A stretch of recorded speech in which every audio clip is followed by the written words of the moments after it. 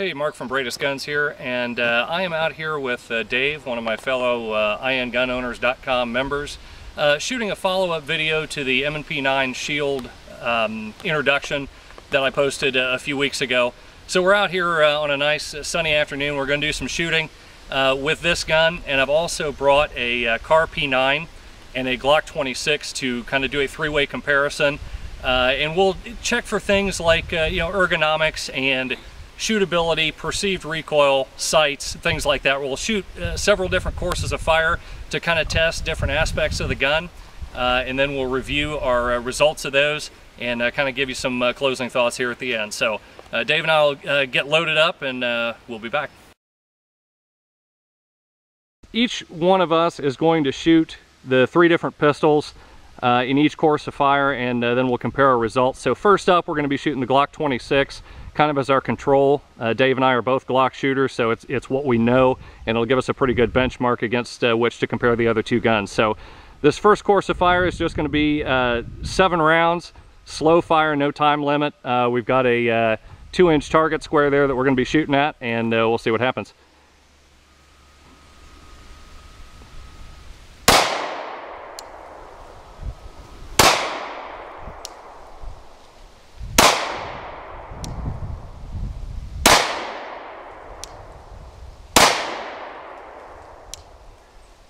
Go.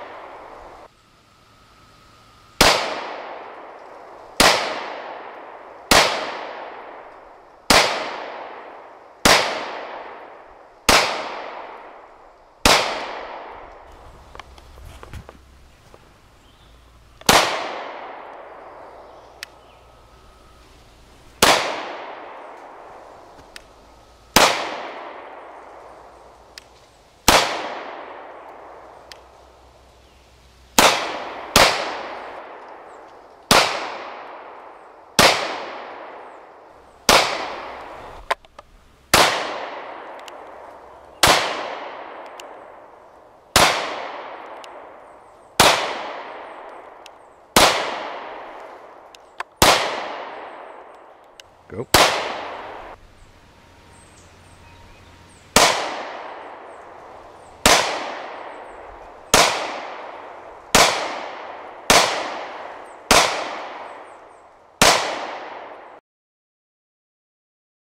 Okay, our second course of fire is just going to test how well the gun comes up on target, and it's going to test trigger pull, trigger reset. We've got a 2-second par time. We're going to run a couple of strings with 2 shots in 2 seconds from the low ready, and then we'll do a third string of 3 shots in 2 seconds. We're shooting on an 8-inch circle at a distance of about 5 yards. And again, we'll start with the Glock 26, then we'll go to the Kahr P9 and finish up with the Smith & Wesson Shield. Dave, whenever you're ready. Ready? Stand by. 1.86. Shooter ready. Stand by. 1.74. 3 rounds in 2 seconds. Shooter ready. Stand by. 2.09. Shooter ready? Yep. Stand by. 1.39. Stand by.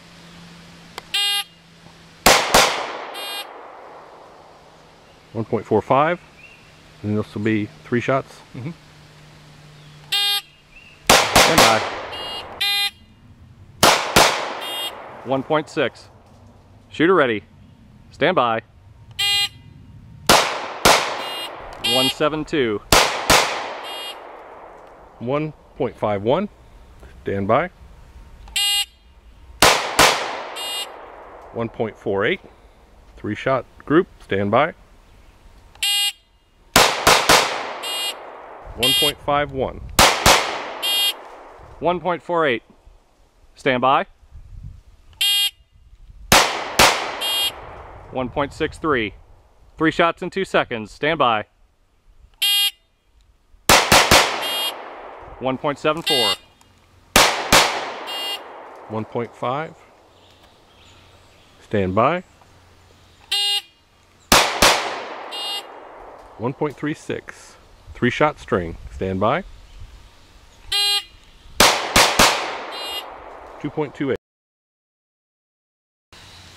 Okay, so Dave and I are done with our informal testing of the Smith M&P Shield in comparison to the Kahr P9 and the Glock 26, and we're just going to discuss some of our thoughts and some things that might have occurred to us, shooting impressions, what have you, because you can never really get a full picture on evaluating a firearm until you've actually had it out to the range and got some rounds through it. You can only learn so much watching YouTube videos or handling the gun in a shop. So this is kind of the other side of that coin. I wanted to make sure that we did that to give you a little more full evaluation of the gun. So we use the Glock 26 here as our control. As I mentioned, Dave and I are both Glock shooters, so this is naturally very familiar to us. Any surprises shooting Glock 26, Dave? No, none. I really enjoy the very present reset, and the gun has a nice recoil. Okay. And then we went to the Kahr P9, which is a single stack, a little bit lighter, a whole lot skinnier, and it's got a double action only trigger, so that's going to feel different from the other two guns, which are striker fired. Did you find that that trigger impeded you in any way, either in the accuracy portion of the shooting or in the speed?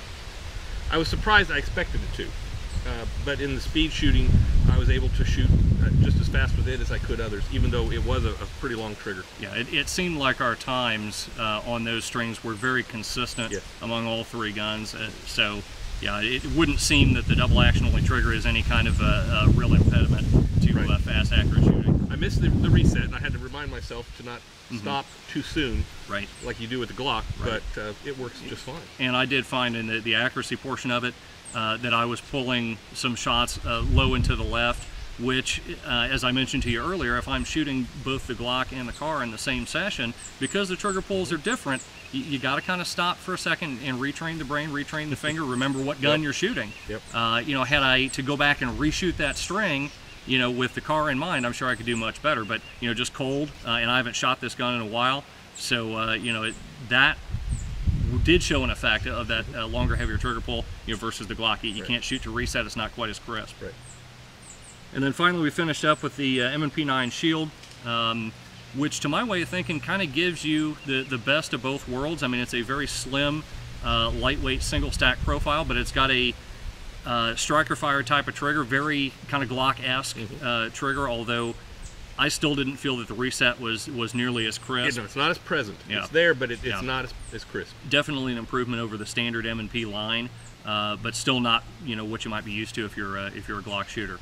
I did find, however, that the gun was very comfortable to shoot and ran especially well at speed. I mean, my groups in that third shot sequence with this gun, it was very good and it felt very, very comfortable, and all my shots were on target. So it's definitely a gun that is pretty easy to shoot, I think. Right.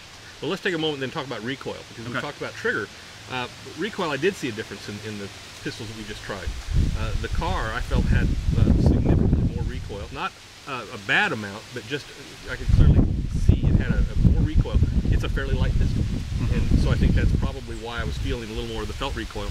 Right. I can't say that it really harmed coming back on target for subsequent shots, just that it was slightly more present. I didn't think it was quite that dramatic of a difference between the Kahr and the Shield, but I'm more used to the Kahr. I mean, I've owned them for years, I've shot them, so, you know, I'm more accustomed to you know, how it does feel. I would say that, yeah, it's a little more snappy than the Shield, but I didn't find that to be a measurable degree, especially you know, in rapid fire under the pressure, quote unquote, of the clock. I really didn't notice it. It seemed to me, though, with the Shield, I was able to get the on speed, able to get those other shots, and it felt like I was able to hold that target, the sights on target better. Maybe that's what you were talking about. You know, it felt good at speed. Yeah. I don't know if the bore axis is closer to my hand or what. It just seems like you can really hold it right on where you want to go. Was there anything about the Shield that you didn't like from a shooter's perspective? Nothing really big comes to mind. It had the extended magazine on the one that we shot today. I think if it had had the standard magazine, I probably wouldn't like the fact that my little finger was probably falling off the magazine. I like to feel that full grip. Yeah, we did use the extended magazine in the Shield and in the Glock 26 to get as consistent an overall length in the grip among all three guns as we could. That will make a difference in how the gun handles. Now the sights were very similar on all three. They were just three white dots. There wasn't anything that stood out about any of them. from the sight's point of view. Although, to its credit, the Shield comes with a good set of high contrast white dot sights. On the Glock, I had to add them. They're night sights. On the Kahr, I had to add them. They're night sights. Okay. So, you know, as far as stock sights, I think the Shield wins. You know, people are going to continue to gripe about the safety. You know, we didn't use it in this exercise, so that's still out there. You know, I personally probably would not own one simply because none of the other guns that I own and carry have a manual safety. Right. And if you're going to have a gun that has a safety on it, you better train to use it. And, you know, I'm a big fan of keeping things as consistent as possible. Right. Not saying a manual safety on a gun is a bad thing. I'm just saying that if it's there, you need to train to use it.